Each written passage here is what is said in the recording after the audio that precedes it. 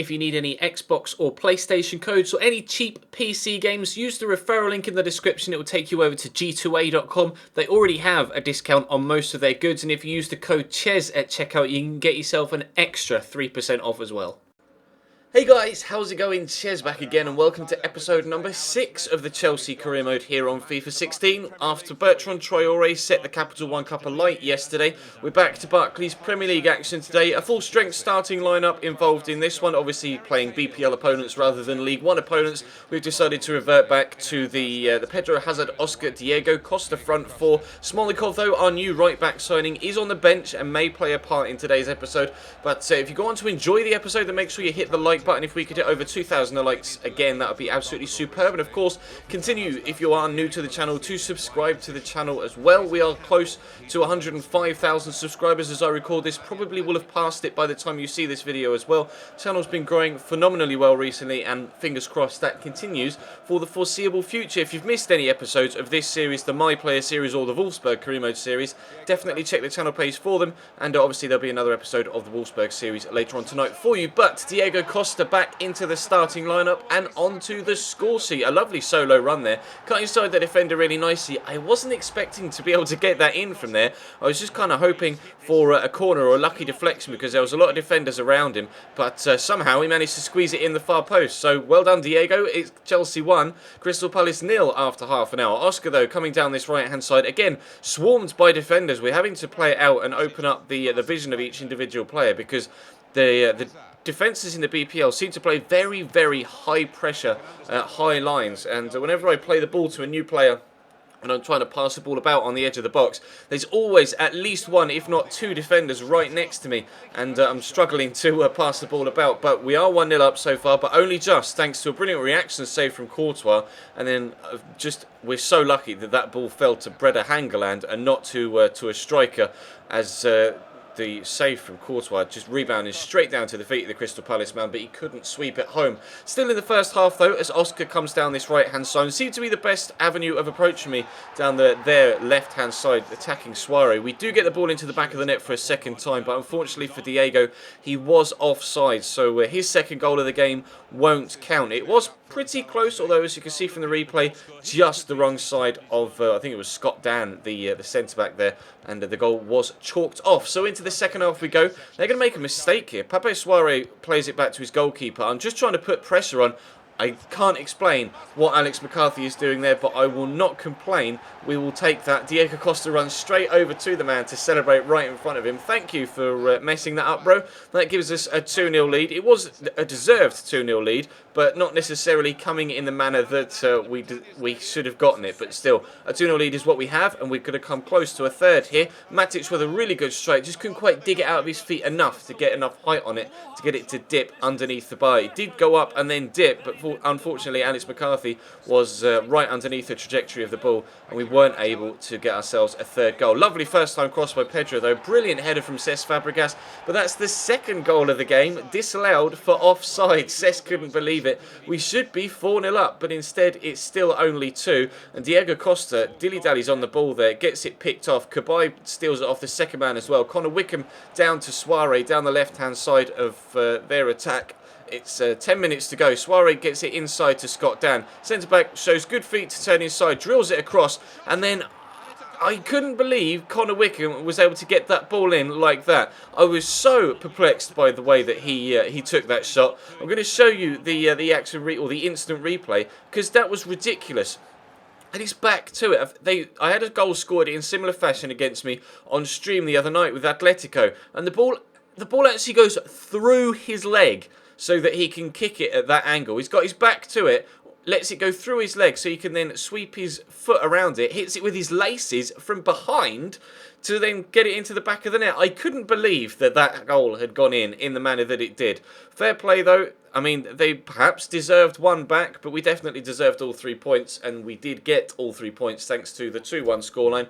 Could have been more had, obviously, we've been able to get those last 2 goals that were offside into the back of the net and keep them on the score sheet, but they're both chalked off for offside. Arjen Robben, another scripted transfer. Bayern Munich 2, to PSG, unfortunately. That's happened in the majority of my career mode so far, as has David Alaba there, Bayern Munich to Juventus as well. That's happened in almost every single career mode that I've done so far as well. So they have changed the scripted transfers, but there are still scripted transfers in FIFA 16, unfortunately. These same ones seem to be popping up left, right and centre. Obviously, Javier Pastore to Arsenal from PSG is obviously a series or a transfer that we've seen in multiple series as well, sadly. But hopefully, just because it's new scripted transfers, they won't get too boring. At least we're not seeing Edin Dzeko at Arsenal like we were previously. Obviously, he can't move to Arsenal because he's already gone to Roma in real life. And we won't see like Jerome Boateng or Javi Martinez or Sergio Aguero at Chelsea, because obviously I'm at Chelsea and I haven't bought those players in. So a few scripted transfers from previous years we will avoid. It's just that unfortunately there are a few new ones that we have to contend with. But growth is going very well. John Stones up to 78 rated now. Ruben Loftus-Cheek continues to grow as well. The goalkeeper there, 59 rated guy we brought in. He's actually my Scout Future Star guy. I'm going to put him on the loan list and hopefully he'll be able to go out. The Scout Future Star normally on previous FIFAs has given you a guy that's rated or has the potential to be rated like 85 to 90, whereas this guy, he said his potential was 69 to 85, which is really weird. But you know, it was the Scout Future Star guy. There was no doubt about it. It said in the email, this is the guy that we've selected that we believe could be world class. So hopefully he can grow quite quickly, because only being 59 or 60 rated right now doesn't necessarily fill me with confidence that he's going to be amazing in 2 or 3 seasons' time, but we'll have to wait and see what happens. Before we get anywhere near to him fulfilling his potential, we have a game away from home against Everton at Goodison Park. This obviously is the game in real life in which Stephen Naismith scored a hat-trick and saw him get the inform for week 1 on Ultimate Team. But we're starting off on the front foot. Cesc Fabregas had a goal disallowed against Crystal Palace. This time it's shooting wide. Smolnikov was starting in this one at right back, and I was actually playing Cesc at cam. I'd gone with 2 defence-minded midfielders. Whether Pogba is defence-minded enough to really warrant saying defence-minded, I'm not sure, but obviously he's better defensively than Cesc. Rather than having kind of a holding mid and a deep-lying playmaker, I decided to play 2 deep holding mids in Pogba and Matic for this one, and put Cesc at cam. So we lose the pace of Oscar, but we have the creativity of Cesc Fabregas. However, the creative thing, or the most creative thing in the first half, came from Everton. I don't know whether you were able to see that in real time, whether you were distracted by my commentary, as I wasn't necessarily discussing what was going on the screen at that particular moment in time. Courtois comes out and punches the corner, and then Coleman, first time left-footed volley into the far bottom corner. Courtois pays no attention to the ball whatsoever after he's punched that out. He just stands there in the box and casually sidesteps towards the goal. Pays no attention to the fact that Seamus Coleman's just volleyed it towards goal from 40 yards, first time on his left foot. That's the first time in all of my FIFA 16 plays so far that I've had a problem with what's happened with the goalkeepers. But hopefully it will be an isolated incident and we won't have any problems of similar nature later on in the series, or any of the series really. But Paul Pogba cuts this inside here. It gets forced backwards, but there's Matic on the edge of the box. Scored a screamer against Everton in real life to bring it back to 2-1 at the time, and scores a screamer again at Goodison Park, this time to make it 1-1. Wasn't necessarily as good as his one in real life, but still a very good strike from the Serbian to bring us back on level terms at 1-1. Really flush. Hit it so clean, and it dipped just as it went past Tim Howard into that bottom corner. Really, really nice strike. We're back on level terms, trying in fact to get ourselves in front. But Stephen Naismith had a great game against Chelsea in real life, and he's having a great game against me here, getting an interception there, setting through Kevin Morales, but unfortunately for me, the Belgian was not able to find the back of the net, and he blasted it high and wide. So we've got my own wide Belgian involved here. Hazard going on a really nice run actually, tearing Seamus Coleman apart. Stands the cross up, Howard punches, drops to Matic. I thought about hitting it first time, similar to how Coleman did, but this time I took a touch, then had a shot, but unluckily for me, it hit Phil Jagielka square in the face and dropped straight at his feet, so he was able to clear it. But they're on the attack again. James McCarthy's going to square this to Kone, and he's not going to get a better chance to bring them back on level terms, and he absolutely spoons it high and wide into the stand.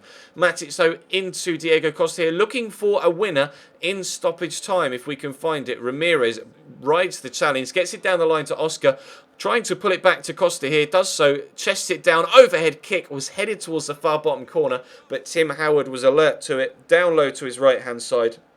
to stop us from winning the game in dramatic fashion. It's only a 1-1 draw away from home against Everton. Next up, we have a game against Sevilla, I think it is, in the Champions League. So we'll be starting our European adventure in the next episode. But for today, we are up into 12th position now, thanks to the win and draw of today's two games. So having a mid-table start to the season in similar fashion to Chelsea in real life. So hopefully both Chelsea in real life and myself in this series will be able to put together a few wins back to back, and we'll be able to rifle ourselves up the table. City started 5 from 5, as you can see, 15 points for them. Man United sat second, then Sunderland of all teams sat in third, and Leicester, who've had an equally good start to in real life to they have done here in this save, and then Southampton, West Brom. Spurs and Arsenal 7th and 8th, not necessarily the best of starts for them, and then myself and Liverpool in 12th and 11th respectively. So hopefully we can get some better results in the next few games, get ourselves up the table, and that is of course the plan. But that's all for now. Drop this video a like if you enjoyed, of course. Subscribe if you haven't already. You